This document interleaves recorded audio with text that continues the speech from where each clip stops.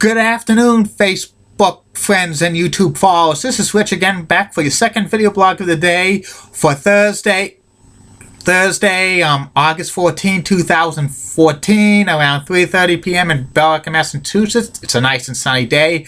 Highs in the 70s right now, and we had a little bit of a breeze. Felt a little like a fall breeze, but that's okay. Fall's coming in a few more weeks. Have to enjoy the last weeks of summer. Summer goes by very fast now, especially after 4th of July when it goes. It's like forever for July 4th to come, but once July 4th is here, it breezes like crazy.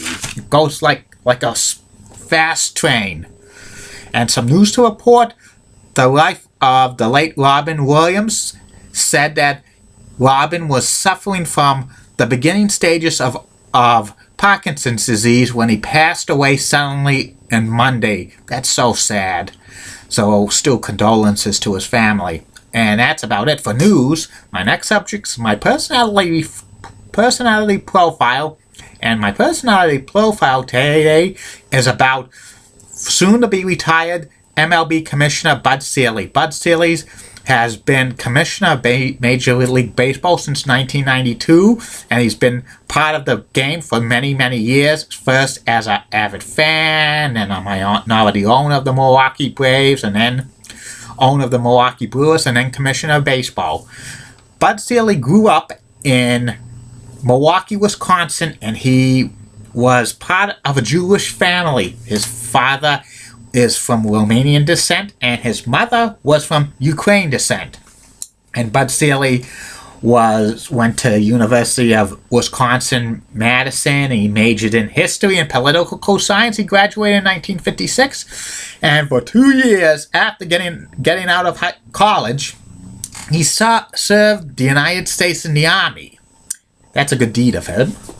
And in 1958, he went to work as a car salesman for his father's car dealership. He was a used car salesman, but he was an avid baseball fan.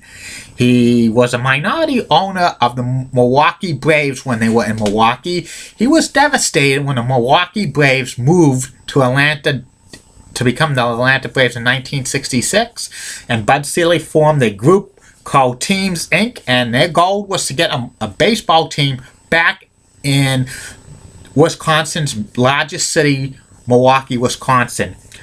Bud Selig and his group tried to buy the Chicago White Sox. The White Sox actually played some games at County Stadium during the 1968-69 season because they had some attendance problems at Comiskey Park in Chicago.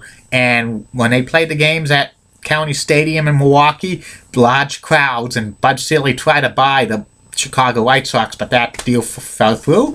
And then he looked for another major league team to buy, and he bought the Seattle Pilots, which was bankrupt. They played one season in Seattle, the Pilots, in 1969, in a rundown minor league stadium. They were promised to get a new stadium within a few years, but that never came to fruition for the Pilots. The Pilots were bankrupt, and in 1970, Bud Selig bought them for $3.8 million out of bankruptcy, and they moved to Milwaukee, Wisconsin, and County Stadium.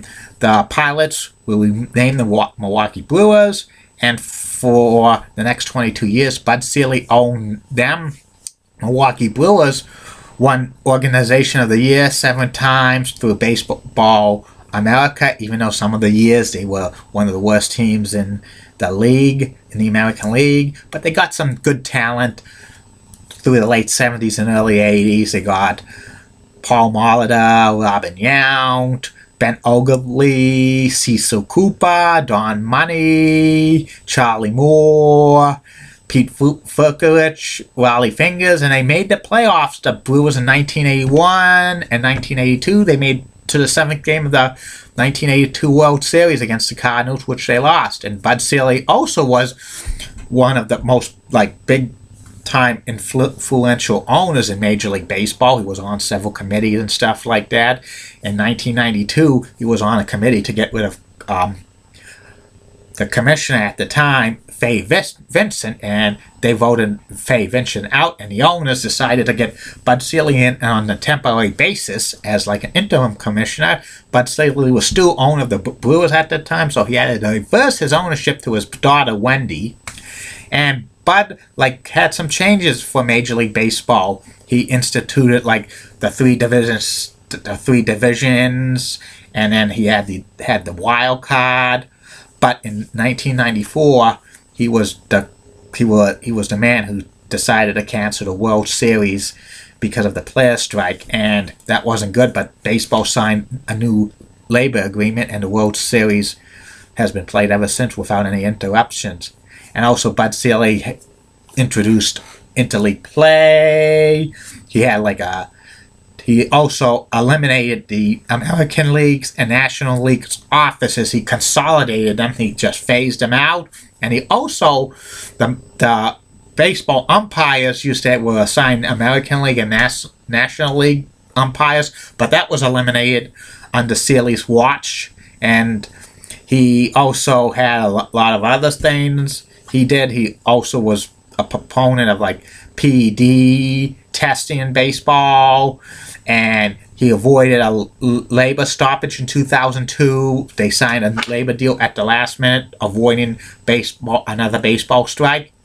And in 2003, he made changes to the Major League Baseball All-Star Game, which was, which was the winning league of the All-Star Game got home field advantage for the World Series. This was a result of a tie game for the All-Star Game in 2002 in Bud Selig's hometown of Milwaukee at Miller Park, which was an embarrassment to baseball, having an All-Star Game end in a tie because they ran out of pitchers. Also, Bud Selig had other things like the World Baseball Classic, and he had more revenue sharing, stuff like that. And he made the competitive, all 30 teams could compete for the World Series and the playoffs. And he oversaw a lot of other things, like many new baseball stadiums were built when he was been commissioner and stuff like that. And he also tried to contract two teams before the 2002 season, the Montreal Expos and Minnesota Twins, but he was unsuccessful in doing that. The Twins eventually got a new baseball park, but the Montreal Expos moved to Washington, D.C. and renamed the Nationals in 2005. Also, Bud Selig many times said he was going to retire commissioner after the end of his current contracts, but every time they renewed it. And Bud Selig continued to bring more good things to baseball. Like 2012, he introduced a second wild card, and they would the two wild card teams would play a one-game playoff game to decide who would advance, and that went very good because it meant more pennant races for more teams just to get the second wild card.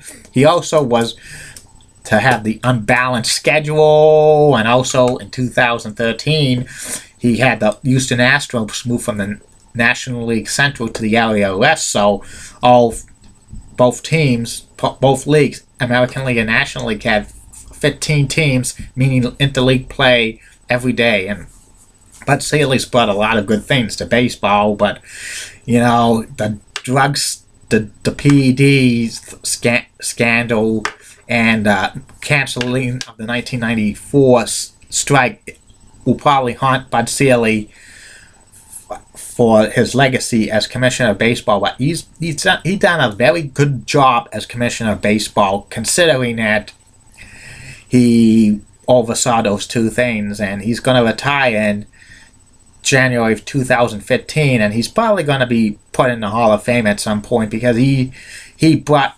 MLB baseball to new heights with all this revenue sharing and all the new stuff, even though people don't like interleague play and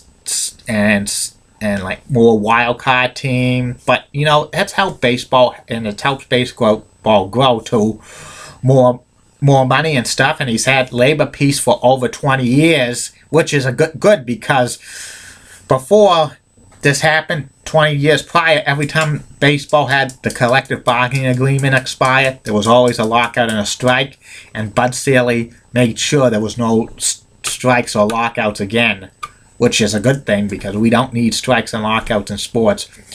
And he's done so much for the game of baseball, and he's probably one of the best commissioners of all time in any sport. And it's going to be sad to see him go, but you know, he's 80 years old and he wants to do other stuff like write a book and teach, and I don't blame him. And every day for lunch, he's kept his office in Milwaukee, even though the Major League Baseball office is in New York. He kept his own office in Milwaukee, and there's a statue of him at Miller Park because he was the owner of the Brewers for so many years, which was 2010, and he's amazing. And every day for lunch, he gets a hot dog, and that's good. Loves baseball, and I don't mind about that. So he's great, Bud Selig, and I wish I could meet him. Maybe one of these days he will. And that's about it for him. The third and final video blog of the night is about my first how Fox Sports 1 has done for the first year. I'm going to give you how they did so far. That's my third and final video blog of the night. Okay? Have a good day, Facebook friends and YouTube followers.